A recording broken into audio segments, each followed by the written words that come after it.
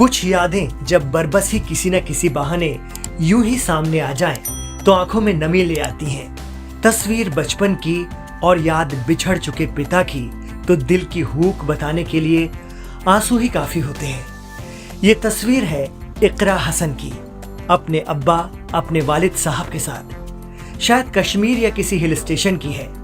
कैराना की मौजूदा सांसद इकरा हसन तब छोटी थी और उनके पिता बहुत बड़े लीडर।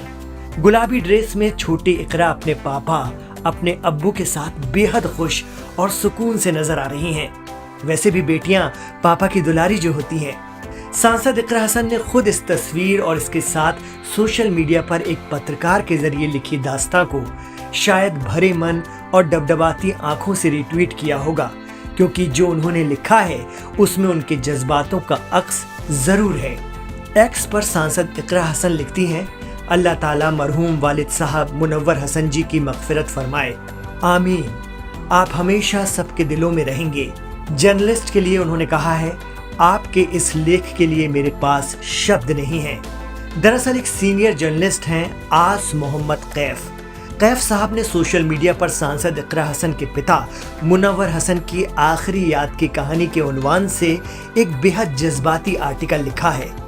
सहाफी आस मोहम्मद कैफ लिखते हैं, मुनव्वर हसन ने अपनी जिंदगी का जो आखिरी इंटरव्यू दिया था, मैं वो पत्रकार हूँ। उस दिन मुनव्वर हसन गंगोह में थे और उसके बाद वो बसपा सरकार के मंत्री रामवीर उपाध्याय की बेटी की शादी में चले गए। मुनव्वर हसन तब सांसद थे, वो बसपा में शामिल हो चुके थे। मायावती तब सीएम थी। मायावती को लगता था कि पश्चिमी उत्तर प्रदेश में मुनव्वर हसन उनके लिए अनमोल हीरा हैं। इसलिए मुजफ्फरनगर से सांसद मुनव्वर को कैराना से लोकसभा प्रत्याशी घोषित कर दिया था। कैराना के मुनव्वर हसन कैराना से विधायक बने, एमएलसी बने, राज्यसभा में सांसद रहे और मुजफ्फरनगर से लोकसभा चुनाव लड़कर सांसद बने। चारों सदनों का प्रतिनिधित्व उन्होंने 40 साल की उम्र में कर लिया था, इसलिए उनको Guinness book of world record पे जगह मिली। जिस समय मुनव्वर हसन का एक्सीडेंट हुआ, वो सुबह के लगभग 3 बजे थे। सुबह लगभग 4 बजे मुझे मुजफ्फरनगर के एक पत्रकार का फोन आया। उस समय मैं सहारनपुर के एक दैनिक अखबार में ब्यूरो चीफ था। सुबह 4 बजे की ये कॉल मुजफ्फरनगर के एक पत्रकार की थी। उन्होंने कहा कि मुनव्वर हसन की एक्सीडेंट में मौत हो गई। मैंने कहा, ये मजाक का वक्त नहीं है। उन्होंने कहा, सही बात है। मैं इसी दिन शाम में छुट्टी आया था, सीधे कैराना के लिए भागा। कैराना में मातम था। एक दुकान खुली नहीं थी, हर चेहरे पर उदासी थी। महिलाओं का रुदन सड़कों पर भी था। सड़कों के दोनों तरफ रस्सी बांधी जा रही थी। ये दूरी 3 किलोमीटर से ज्यादा थी। सूचना थी कि मुख्यमंत्री मायावती आ रही हैं। हम पत्रकारों के लिए जो सीएम मायावती की राजनीति पर लिखते थे, ये उनकी बहुत बड़ी बात समझी जा रही थी। मुनव्वर हसन कैराना के अपने पुश्तैनी घर में रहते थे। ये घर कोई महल नहीं है, कोई भव्यता नहीं है, एक बिल्कुल सामान्य मकान है। इस घर के बाहर एक बड़े से बरगद के पेड़ के नीचे एक बैठक है। इसे कलस्यान चौपाल कहते हैं। जब हम मुनव्वर हसन के घर पहुंचे, इन्हें सब वहां एमपी साहब कहते थे, तो मुझे एक आश्चर्य हुआ। यहाँ चौपाल पर चौधरी महेंद्र सिंह टिकैत और दिवंगत हुकुम सिंह बैठे हुए थे। हुकुम सिंह रो रहे थे और चौधरी टिकैत उन्हें दिलासा दे रहे थे। मुनव्वर हसन ने अपने पहले चुनाव में हुकुम सिंह को हराया था। रिश्ते में हुकुम सिंह मुनव्वर हसन के दादा लगते थे। हुकुम सिंह भाजपा की राजनीति करते थे और मुनव्वर हसन सपा की, मगर दोनों में प्यार बहुत था। आमने सामने लड़ते भी थे, मगर सम्मान बहुत करते थे। मायावती जी आई। 3 किलोमीटर तक पैर रखने की जगह नहीं थी।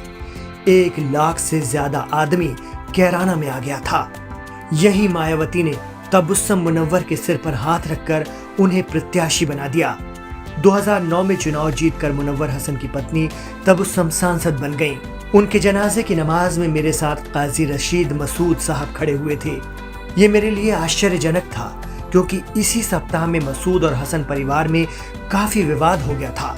हालांकि ये देखकर मेरी नजर में काजी रशीद मसूद साहब की इज्जत बढ़ गई। इसके बाद मैंने अगले दिन अखबार में जो रिपोर्ट लिखी, उसका शीर्षक पढ़कर तबुस्सम हसन बहुत रोई, जिसे उनके भाई वसीम अहमद ने दिखाया था।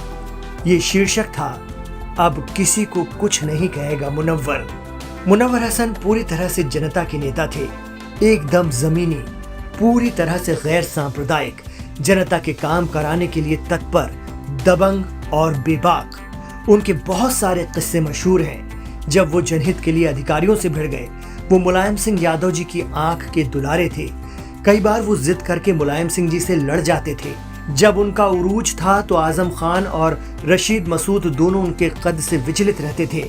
मुनव्वर हसन के समर्थकों में एक टीस हमेशा रही कि वो कभी मंत्री नहीं बन पाए। आज मुनव्वर हसन की पत्नी 2 बार सांसद बन चुकी हैं, बेटा विधायक है और बेटी सांसद है। आज मुनव्वर हसन उन्हें देखकर बहुत खुश होते। मुनव्वर हसन के दोनों बच्चों की पढ़ाई घर से बाहर हुई है। इस तस्वीर में इकरा हसन है। इकरा हसन 5 साल की उम्र में दिल्ली हॉस्टल चली गई थी। मुनव्वर हसन के बेटे एमएलए नाहिद हसन देहरादून चले गए। बड़े हुए तो इकरा हसन लंदन और नाहिद हसन ऑस्ट्रेलिया पढ़ने गए। मुनव्वर हसन के आखिरी वक्त में दोनों बच्चे उनके पास नहीं थे। इस इलाके को आज भी दूसरा मुनव्वर नहीं मिला है। अल्लाह उन्हें मगफिरत अता फरमाए। आस मोहम्मद साहब के इस आर्टिकल को पढ़कर और पिता के साथ अपनी तस्वीर को देखकर अपने सबसे अच्छे वक्त की यादों में खोई इकरा हसन ने उनका शुक्रिया अदा किया है। गौरतलब है कि इस बार कैराना से सांसद चुनी गई इकरा हसन संसद से लेकर आवाम और मीडिया में खासी सुर्खियों में रहती हैं। समाजवादी पार्टी के टिकट पर जीतकर अपने बेबाक अंदाज, शानदार तकरीरों और एक पढ़े लिखे लीडर की छवि में इकरा को हर कोई पसंद कर रहा है। यहाँ तक कि अपोजिशन की तरफ से भी उन्हें भरपूर सराहना और हौसला अफजाई मिली है। लोग भी मानते हैं कि एक जमीनी नेता की ज़हीन बेटी यूपी और देश की एक मजबूत लीडर बनेंगी।